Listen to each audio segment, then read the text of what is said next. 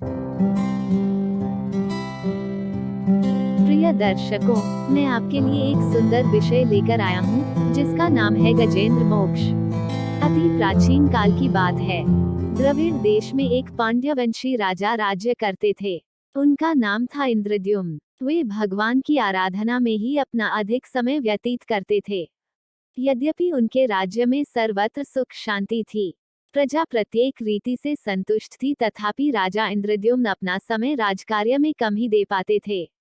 वे कहते थे कि भगवान विष्णु ही मेरे राज्य की व्यवस्था करते हैं। अतः वे अपने इष्ट परम प्रभु की उपासना में ही दच्चित रहते थे। राजा इंद्रद्युम्न के मन में आराध्य आराधना की लालसा उत्तरोत्तर बढ़ती ही गई। इस कारण वे राज्य को त्याग कर मलय पर्वत पर रहने लगे। उनका वेश तपस्वियों जैसा था। सिर के बाल बढ़कर जटा के रूप में हो गए थे। वे निरंतर परमब्रह्म परमात्मा की आराधना में तल्लीन रहते। उनके मन और प्राण भी श्री हरि के चरण कमलों में मधुकर बने रहते। इसके अतिरिक्त उन्हें जगत की कोई वस्तु नहीं सुहाती। उन्हें राज्य, कोष, प्रजा तथा पत्नी आदि किसी प्राणी या पदार्थ की स्मृति ही नहीं होती थी। एक बार की बात है, राजा इंद्रद्युम्न प्रतिदिन की भांति स्नानादि से निवृत्त होकर सर्वसमर्थ प्रभु की उपासना में तल्लीन थे। उन्हें बाह्य जगत का तनिक भी ध्यान नहीं था। संयोगवश उसी समय महर्षि अगस्त्य अपने समस्त शिष्यों के साथ वहां पहुंच गए। लेकिन न पाद, न अर्घ्य और न स्वागत। मौनव्रती राजा इंद्रद्युम्न परम प्रभु के ध्यान में निमग्न थे। इससे महर्षि अगस्त्य कुपित हो गए। उन्होंने इंद्रद्युम्न को शाप दे दिया, इस राजा ने गुरुजनों से शिक्षा नहीं ग्रहण की है और अभिमानवश परोपकार से निवृत्त होकर मनमानी कर रहा है।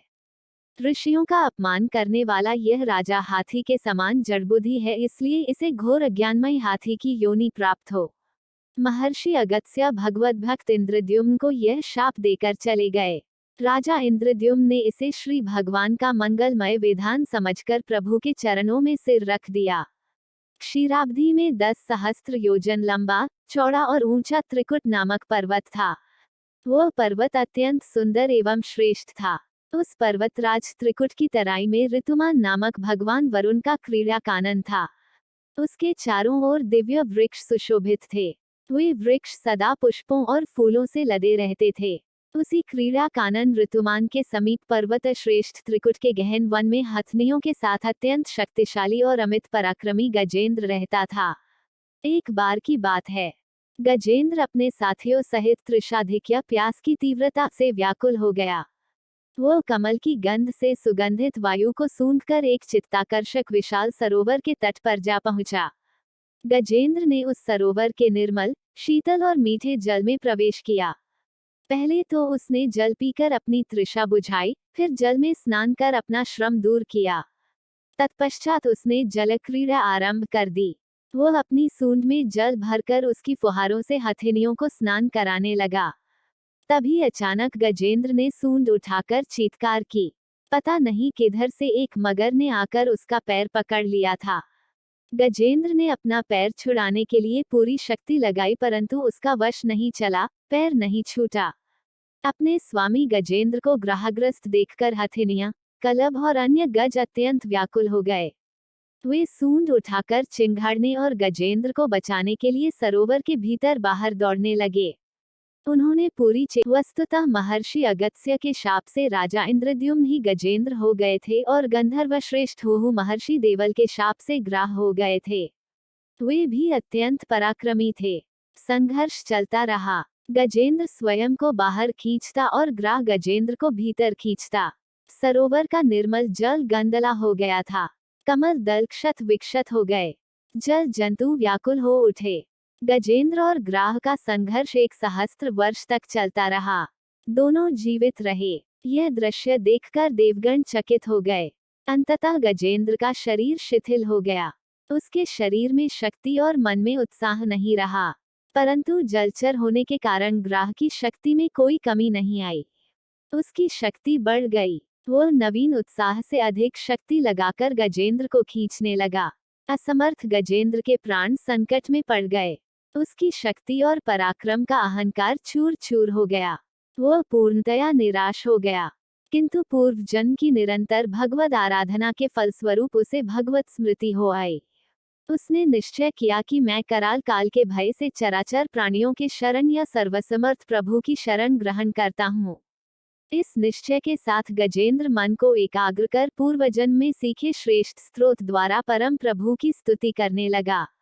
गजेंद्र की स्तुति सुनकर सर्वात्मा सर्वदेव रूप भगवान विष्णु प्रकट हो गए। गजेंद्र को पीड़ित देखकर भगवान विष्णु गरुड़ पर आरूढ़ होकर अत्यंत शीघ्रता से उक्त सरोवर के तट पर पहुंचे। जब जीवन से निराश तथा पीड़ा से छटपटाते गजेंद्र ने हाथ में चक्र लिए गरुड़ारूढ़ भगवान विष्णु को तीव्रता से अपनी ओर आते देखा तो उसने कमल का एक सुंदर पुष्प अपनी सूंड में लेकर ऊपर उठाया और बड़े कष्ट से कहा, नारायण जगत गुरु भगवान, आपको नमस्कार है। गजेंद्र को अत्यंत पीड़ित देखकर भगवान विष्णु गरुड़ की पीठ से कूद पड़े और गजेंद्र के साथ ग्राह को भी सरोवर से बाहर खींच लाए और तुरंत अपने तीक्ष्ण चक्र से ग्राह का मुंह फाड़कर गजेंद्र को मुक्त कर दिया। ब्रह्मादि देवगण श्री हरि की प्रशंसा करते हुए उनके ऊपर स्वर्गिक सुमनों की वृष्टि करने लगे। सिद्ध और ऋषि महर्षि परब्रह्म भगवान विष्णु का गुणगान करने लगे। ग्राह दिव्य शरीरधारी हो गया। उसने विष्णु के चरणों में सिर रखकर प्रणाम किया और भगवान विष्णु के गुणों की प्रशंसा करने लगा। भगवान विष्णु के मंगलमय वरद हस्त के स्पर्श से पाप मुक्त होकर अभिशप्त हुहु गंधर्व ने प्रभु की परिक्रमा की और उनके त्रिलोक्य वंदित चरण कमलों में प्रणाम कर अपने लोक चला गया। भगवान विष्णु ने गजेंद्र का उद्धार कर उसे अपना पार्षद बना लिया। गंधर्व, सिद्ध और देवगण उनकी लीला का गान करने लगे। गजेंद्र की स्तुति से प्रसन्न होकर भगवान विष्णु ने सबके समक्ष कहा, प्यारे गजेंद्र, जो लोग ब्रह्म मुहूर्त में उठकर तुम्हारी की हुई स्तुति से मेरा स्तवन करेंगे, उन्हें मैं मृत्यु के समय निर्मल बुद्धि का दान करूंगा। यह कहकर भगवान विष्णु ने पार्षद रूप में गजेंद्र को साथ लिया और गरुडारूढ़ होकर अपने दिव्य धाम को चले गए। इस प्रकार बताई गई गजेंद्र मोक्ष की कथा। यदि वीडियो आपको पसंद आए तो लाइक, कमेंट, शेयर जरूर करें। जय जगन्नाथ।